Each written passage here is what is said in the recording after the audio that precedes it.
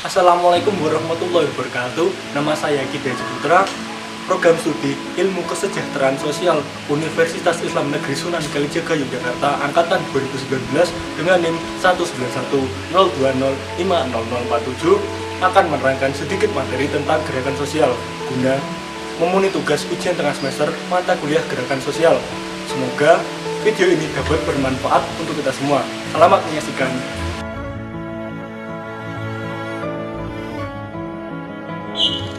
Gerakan sosial merupakan suatu aksi kolektif yang berorientasi konfliktual yang terorganisir untuk mempromosikan perubahan ataupun menolak perubahan. Aksi-aksi kolektif dalam gerakan sosial akan selalu ada bila dalam suatu sistem masih terdapat ketimpangan dan ketidakadilan. Tetapi, tidak semua aksi kolektif dapat didefinisikan sebagai gerakan sosial. Selain harus berorientasi pada konflik, sebuah gerakan sosial harus terorganisir karena mempunyai ideologi, tujuan, dan strategi. Dalam gerakan sosial, terdapat 4 pendekatan manajemen, yakni yang pertama, perancangan, yang meliputi kajian tentang tujuan gerakan sosial dan perancangan strategi. Yang kedua adalah pengorganisasian, yaitu membuat struktur-struktur dalam suatu gerakan. Dan yang ketiga adalah pengarahan. Struktur-struktur yang telah dibentuk tadi diarahkan kepada tugasnya masing-masing. Dan yang terakhir adalah pengevaluasian, yaitu mengevaluasi seluruh gerakan dan bila ada yang kurang bisa menjadi pelajaran untuk suatu gerakan sosial ke depannya.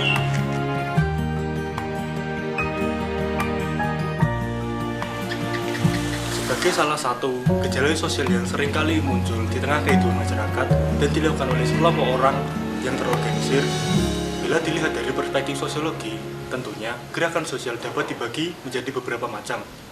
Misalnya, Cohen membagi gerakan sosial ke dalam beberapa tipe, yaitu yang pertama adalah gerakan ekspresif.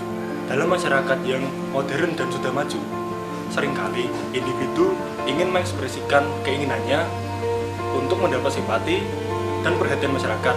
Misalnya, gerakan pemuda dalam menciptakan tren-tren tertentu.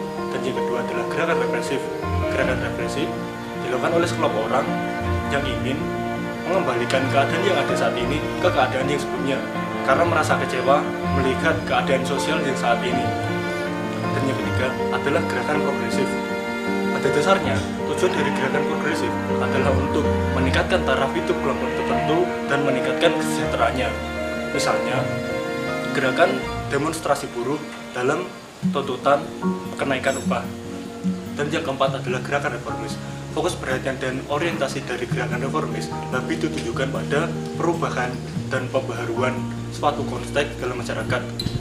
Contoh nyatanya adalah demonstrasi mahasiswa pada tahun 1998 untuk menurunkan rezim Orde Baru. Dan yang selanjutnya adalah gerakan revolusioner. Berbeda dengan gerakan reformis, gerakan revolusioner menuntut lebih jauh lagi hingga terjadi perubahan yang bersifat radikal dan total terhadap seluruh aspek kehidupan manusia dan tatanan sosial yang ada. Lalu, gerakan berikutnya adalah gerakan utopian. Gerakan ini dilakukan oleh sekelompok orang tertentu untuk membuat lingkungan yang dirasa ideal dan lebih baik bagi mereka. Contoh gerakan utopian adalah gerakan separatisme. Lalu yang terakhir adalah gerakan imigrasi. Pada dasarnya, orang yang mengikuti gerakan imigrasi ini merasa kecewa dan tidak puas akan kehidupan sosial ekonominya ketika menetap di suatu wilayah, sehingga timbul motivasi untuk pindah ke wilayah lain dengan harapan keadaan sosial ekonominya lebih baik lagi dari kehidupannya sebelumnya.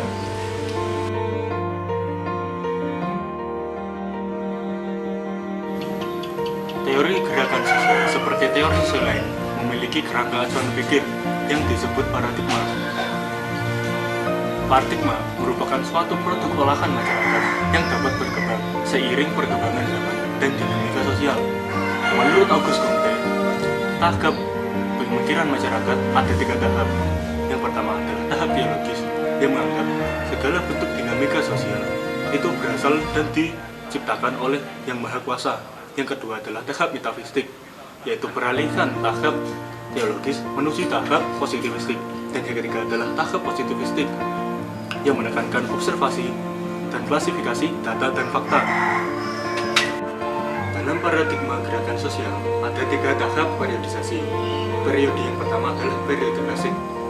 Periode klasik berdasar pada kesatuan mental pada kerumunan yang bersifat irasional. Tahap kedua adalah tahap neoklasik, yaitu mulai menghilangkan konsep irasional dan mulai beralih ke konsep realitas sosial. Karena banyak dipengaruhi oleh dialektis Marxis dan konsep fungsional. Dan tahap ketiga adalah tahap dekonstruksi, yaitu penataan ulang konsep realitas sosial pada tahap kedua yang hanya mencakup ranah ekonomi. Konsep fungsional dan dialektis Marxis dilebarkan ke arah ide dan nilai. Cakupan paradigma gerakan sosial ada 2, yakni old social movement atau gerakan sosial klasik merupakan gerakan sosial yang lebih memfokuskan tujuan pada materi, dan yang kedua adalah new social movement atau gerakan sosial kontemporer yang lebih memfokuskan tujuan gerakannya pada konsep ide dan nilai, seperti mengkampanyekan isu lingkungan, persamaan derajat wanita, persamaan hak, dan lainnya.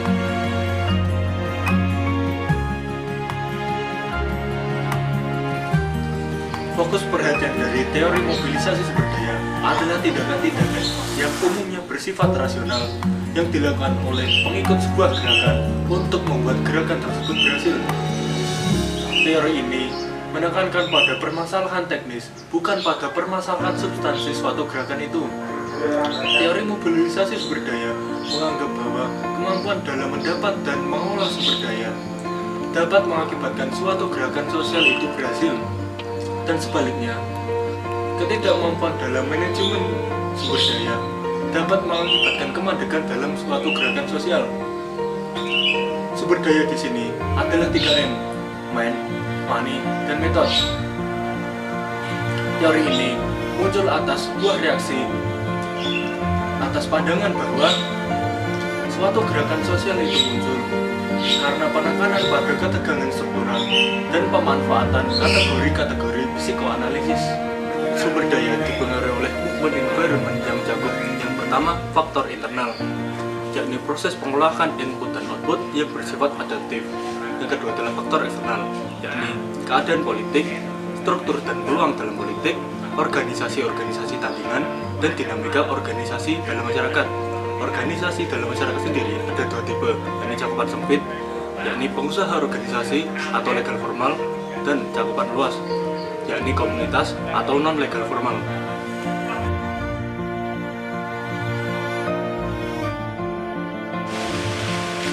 Sekian video penjelasan singkat tentang materi gerakan sosial dari saya. Semoga bermanfaat untuk kita semua. Bila ada kurang dan salahnya, saya mohon maaf. Wassalamualaikum warahmatullahi wabarakatuh.